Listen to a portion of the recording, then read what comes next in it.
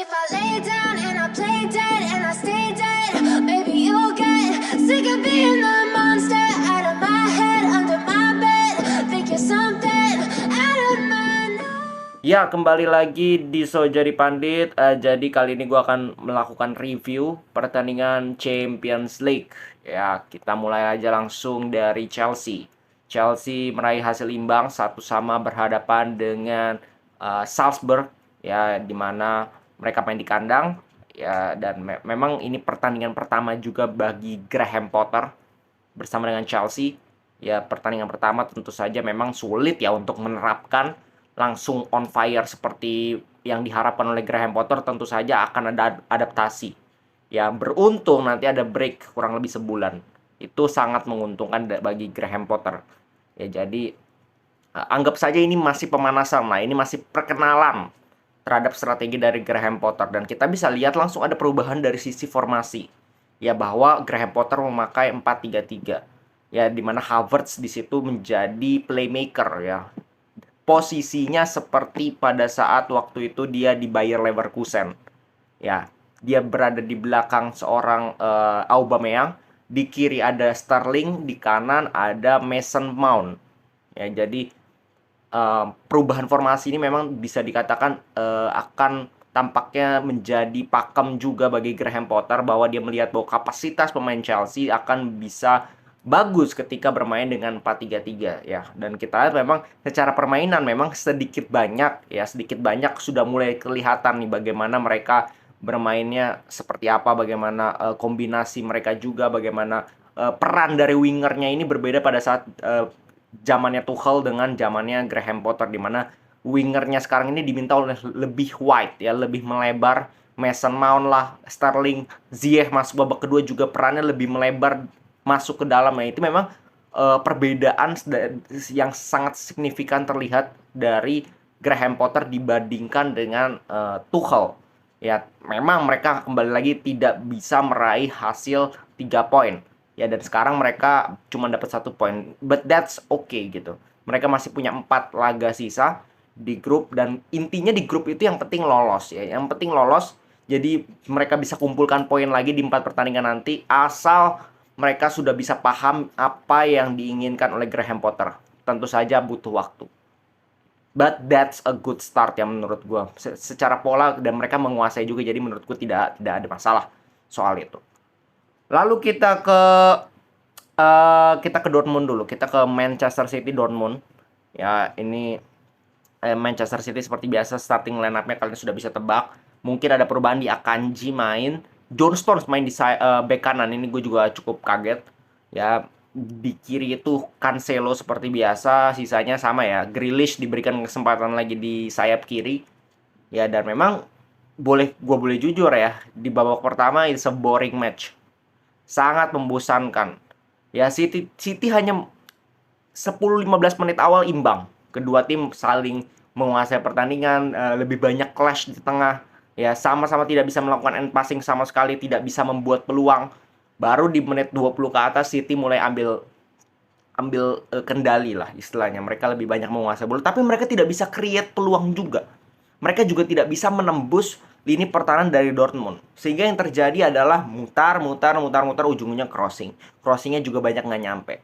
Ya, jadi menurutku di babak pertama ini benar-benar membosankan. Ya, membosankan.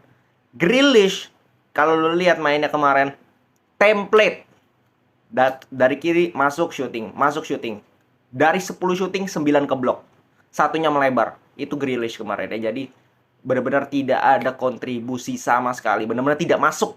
Ya, Haaland benar-benar tidak mendapatkan supply yang diharuskan dilakukan kepada Haaland. Tidak dapat sama sekali karena Grealish begitu egois, Mahrez pun sulit untuk memberikan passing kepada Haaland.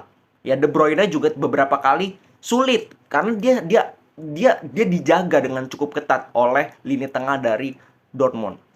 Masuk babak kedua, masuk kan Phil Foden masuk, Alvarez masuk akhirnya, terus ada Bernardo Silva. Itu yang membuat gue cukup impress ya dengan permainan City. Ini yang kembali membangunkan City yang kita kenal, bahwa City lebih mengurung, lebih intensitasnya naik. Dan memang golnya dari City ini kan satu tendangan jarak jauh, it happens. John Stones itu mungkin satu gol dari 10 tahun dia main. Ya, kebetulan dia bisa cetak gol dan golnya keren. Walaupun agak ke tengah ya, kipernya ya so-so banget dari Dortmund.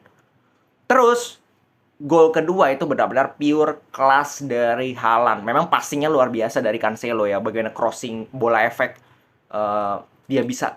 Haaland tuh gila. Lihat bagaimana dia finishing dengan kakinya begitu panjang. Bahkan volley-nya itu kan nggak masuk akal. Seakan-akan nggak masuk akal. Tapi inilah Haaland. Bahwa dia tidak butuh banyak peluang. Ketika dia diberikan supply yang matang, maka dia akan menyelesaikan dengan sangat luar biasa. Dan itu terbukti. Ya, walaupun sebenarnya Dortmund ini mendapatkan peluang pertama di babak kedua, peluang berbahaya pertama dari Marco Reus, tapi mereka juga tidak bisa kill the game. Mereka hanya cetak satu gol. Oke, gol yang menurut gua rada ya positioning dari Bellingham lah, gue bilang bagus, cukup bagus lah, bisa memanfaatkan tendangan dari Reus, dia belokkan dan gol. Habis itu mereka praktis parkir bus. Ini yang salah. Ketika lu lawan City, lu parkir bus selesai. Lu harus bisa membuat City ini gagal dalam sirkulasi bola dari tengah. Ya, bukan lu berharap di belakang semua terus City finishingnya jelek, karena mereka punya Haaland sekarang. Ini yang menjadi pembeda. Ya, dan itu dihukum oleh City, dan kembali lagi City bisa comeback musim ini ya. Bukan hanya di Premier League ternyata, tapi di Champions League pun mereka bisa comeback. Ini luar biasa dari City. Kita lihat seperti apa nanti konsistensi dari Manchester City ke depannya. Oke, terus kita ke Real Madrid. Real Madrid berhadapan dengan Leipzig. Ya, lagi-lagi ada beberapa rotasi yang dilakukan oleh Ancelotti. Di tengah itu Kamavinga kemarin dimainkan, Tchouaméni dengan Modric. Di depan Valverde, Rodrigo sebagai false nine dengan Vinicius. Ya, di belakang pun ada rotasi, Nacho dimainkan bersama dengan Rudiger. Di kiri Alaba, kanan Carvajal. Ya, jadi ya bongkar pasangnya memang pemain-pemain itu aja, tapi ya setidaknya tidak melulu 11 pemain itu aja yang diturunkan. Pasti ada 1, 2, 3, bahkan 4 pemain yang selalu dirotasi. Nah, ini menurut gue cukup baik untuk Real Madrid, dalam arti mereka tidak tergantung dalam 1-2 pemain. Bahwa Benzema sudah cedera 2,5 match ya bisa gue katakan. Tapi Real Madrid tetap bisa meraih kemenangan. Tapi gue tidak mau bahas kemenangan. Ya, karena Real Madrid gue apresiasi. Gue sebagai fans Madrid pun senang. 8 pertandingan beruntun kemenangan bagi Real Madrid di semua kompetisi. Belum seri, belum kalah. Tapi yang gue mau bahas di sini adalah penampilan dari Real Madrid. Jalannya pertandingan dari Real Madrid menghadapi Leipzig. Babak pertama praktis seperti yang terjadi pada Manchester City dengan Dortmund.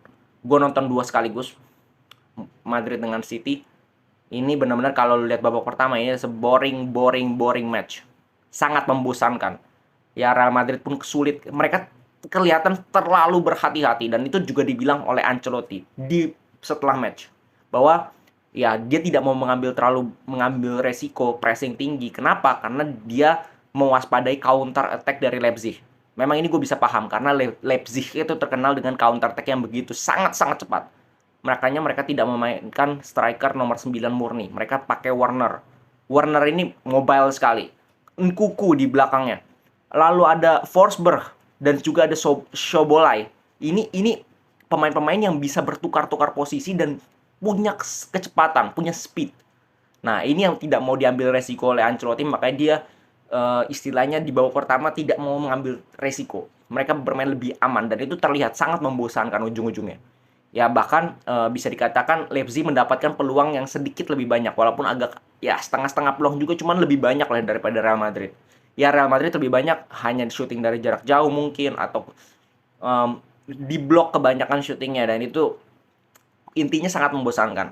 Masuk babak kedua sebenarnya tidak banyak berubah. Ya, sampai menit 60-an tidak banyak berubah. Sampai Asensio masuk menggantikan Kamavinga pun ini masih stagnan penampilan dari Real Madrid. Walaupun Leipzig-nya yang agak menurun kalau menurut gue. Secara mungkin stamina, fokus, mereka menurun. Oke? Mereka menurun sehingga itu dimanfaatkan dengan memasukkan Toni Kroos dengan siapa? Mendy. Ya, itu kan setelah gol ya kalau nggak salah. Gol pertama itu kan murni individu gitu loh. Kualitas individu yang memang extraordinary yang dimiliki oleh Vinicius. Dia gocek sendiri di kiri kan, kalau lihat dia passing ke tengah. Valverde di sana, dan shootingnya lagi-lagi luar biasa dari Valverde dengan kaki kiri. Ya, 2 pertandingan beruntun mencetak gol Valverde, dan dan posisinya itu pada saat dia mencetak gol bukan sebagai winger tapi sebagai gelandang. Nah, ini yang harus dilihat juga bahwa Valverde ini tampaknya lebih efektif ketika dia main di gelandang karena dia bisa memanfaatkan speed yang dia miliki, bukan hanya terpaku di kanan aja tapi di seluruh lapangan, lebih mobile, lebih punya banyak daya jelajah. Ya, dan dia bisa manfaatkan itu, finishingnya sangat luar biasa. Ya, dan sampai sangat emosional karena mungkin itu bukan ke Leipzig-nya atau apa ya, tetapi kepada mungkin pemain ya, kalau nggak salah nomor 22 ya, David Raum. Itu sangat memprovokasi, memang dia duel terus dengan si Valverde sejak babak pertama. Jadi itu mungkin wujud lepas aja gitu, kayak dari beban, dari pressure, dari bagaimana dia selalu diprovokasi dan dia bisa menunjukkan bahwa dia bisa mencetak gol, dia bisa menjadi pemecah deadlock dari Real Madrid. Ini sangat luar biasa menurut gue dari pemain muda ya, 24 tahun, Federico Valverde. Habis itu dengan datangnya Kroos, dengan datangnya Mendy lebih mengontrol lagi. Mereka lebih banyak sabar memainkan possession walaupun mendapatkan beberapa counter attack. Ya, Leipzig lebih mengambil resiko tapi lini belakangnya lebih bolong dan itu sebenarnya mampu dimanfaatkan Real Madrid sebenarnya dengan beberapa counter tapi tidak efektif. Ya, baru hanya di detik-detik terakhir itu pun gol dari jarak jauh. Lagi-lagi gol dari skill seorang Asensio. Tendangan jarak jauhnya kita tidak usah meremehkan dari Asensio. Itu sudah terbukti. Dari pertama kali dia debut di Real Madrid 2017, di mana Super Cup dia cetak gol sangat luar biasa menghadapi Sevilla, itu sudah terlihat bakatnya. Soal tendangan tidak ada habisnya lah. Tidak ada bakal redupnya kalau soal tendangan, karena itu sudah menjadi bakat skill tersendiri dari Asensio. Jadi terbukti lagi bahwa Asensio diberikan kesempatan setelah sebelumnya ngamuk-ngamuk, tapi inilah man management dari Carlo Ancelotti bahwa dia bisa nih memanfaatkan pemainnya. Dia memacu bahwa Asensio ini harus lebih anger lagi, lebih kemauannya lebih besar lagi, lebih bekerja keras lagi, dan dia buktikan di latihan sehingga mendapatkan kesempatan. Dan bukan hanya mendapatkan kesempatan, tapi dia juga bisa berkontribusi. Ini yang menurut gue penting bagi seorang pelatih untuk bisa men-trigger hal seperti inilah.